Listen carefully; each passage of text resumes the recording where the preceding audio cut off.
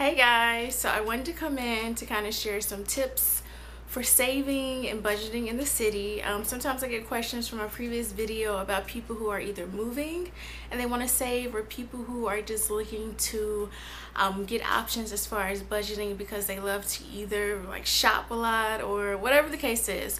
So I tailored this list, of course, to New York because that's where I'm at. But I'm sure, and I know this could work for other areas as well. So my first thing is that I always say when people say, okay, can you give me like tips for budgeting? So I know this one's kind of like a no-brainer, but I always say get another job. Like, to me, like that's just the easiest way to budget or to save, because you have extra income coming in. So if you can either get like maybe a part-time job, or if you have a hobby or something that you love to do, you can always turn that into revenue for you as well by providing what you do as a service. So that's the first thing. If you can get a second job, get a second job. I know I would not be able to move here if I didn't have another job, so that's the first one. And if you guys want to hear like my story about me moving here or things that I had to do before I got here, just comment down below and I'll be happy to share that story. So the first one is writing down your expenses. So whether you get paid weekly, bi-weekly, or monthly, it's always good to sit down. I always start with writing out what I get paid for the week. I get paid weekly, so I write that amount out, and then I start subtracting and writing down what needs to get paid for that week and the following week before I get paid.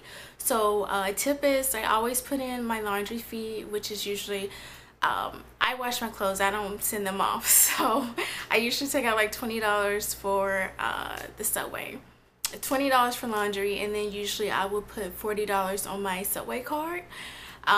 So that kind of helps me from subtracting it from my allowance by putting it in actual expenses for the week. So once you write everything down and you see how much you have left over, then you can kind of see what your allowance for the week can be.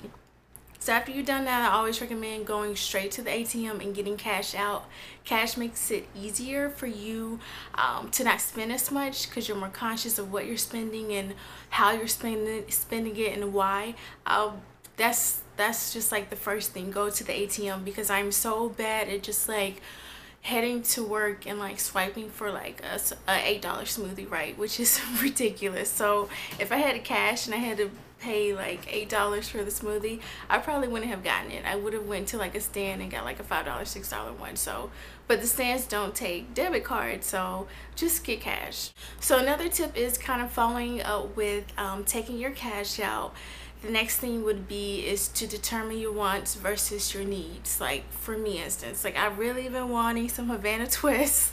Like I need those in my life right now, but paying $125 plus $40 for hair is not really in the budget. So that would be a huge want, like, you know, but you can kind of splurge with that. So for instance, like I'm not paying like almost $200 to get my hair done. I'd rather just go get a tasty vegan burrito, $10 for lunch, and call it a day, right? So just determining your needs versus your wants is a huge thing. And if you kind of don't focus on like the big wants, you can kind of get smaller ones. So like $125, $10 is a huge difference. So another thing that kind of falls under the food category is meal prepping. So if you really want to save, which is really like meal prepping can help you so much. First, I would suggest starting with some of your local shops, or not even local stores, but kind of like local ads for stores. So whether it's like Target or like Key Food or whatever it is, a store near you, look at their local ads. And from looking at what's on sale, you can kind of get an idea of what you can cook for dinner and lunch by getting items that are on sale. So by starting that helps you out a lot, because you can have like lunch one day and then that same meal for dinner, and sometimes even lunch the following day. So meal prepping is huge. I will also say for me, something like easy and inexpensive and very healthy and vegan friendly would be like lettuce, tomatoes, cucumbers, and like Italian salad dressing or something like that. That's very affordable. You save a ton of money doing that. And also, like for me, if I do that like 4 days out of the week or something like that, then Friday would be like my splurge day to get like a burrito or something like that. So it's still balancing out. Even if you do meal prepping or looking at ads, you can still find like creative meals, and you can still kind of even get things that aren't on sale because you are staying in budget by not spending money for food like every day of the week. So my next tip is being transit conscious.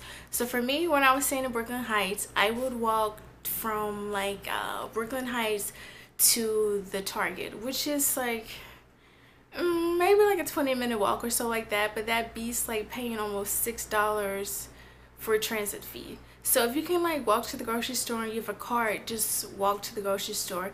That's saving money. Even like on the weekends, instead of you like unless you, of course if you have to, but if you really are looking to save money, then just do something in your neighborhood or even walk. So that's getting good exercise in, and then you're also saving money on unnecessary transit fees because you're walking to where you want to go. The next tip is just saving something. The usual recommended amount is 20% of saving for your paycheck, but I think that especially if you are really trying to budget or save or just kind of stay afloat, whether it's $5, $10, or $20, just put something into your savings account or put it aside. You never know when you may have to put more money on your Metro card. So that $5 can save you a trip from walking home that day, or it can even like save you to pick up something to eat. You know, if you get paid on Friday and it's Thursday and you just are short like a couple of dollars, that putting aside weekly can help you out tremendously. My last tip is about location. So this really applies to New York. I don't know other areas, but for instance, say if you are in Union Square or around that area, things are going to be significantly higher than other places, whether it's food or even like bodegas. So if you can walk a couple extra blocks, things may be cheaper depending on where you are, and even certain neighborhoods. So if you are really trying to save, just go to a different neighborhood that's less expensive. You're still gonna get the same quality of food there, so just be conscious of that. So for me, like I work around the Union Square area, if I walk a couple of blocks down, you know, things are like at least 10 cents or 20 cents cheaper, so that can really add up just by changing your location. And also guys, there is this website called mint.com. It helps you with tracking your budget. It gives you ideas for savings and everything like that. So if you really want something to kind of help you as a guideline, check that out. I hope those tips were beneficial. Thanks for watching guys.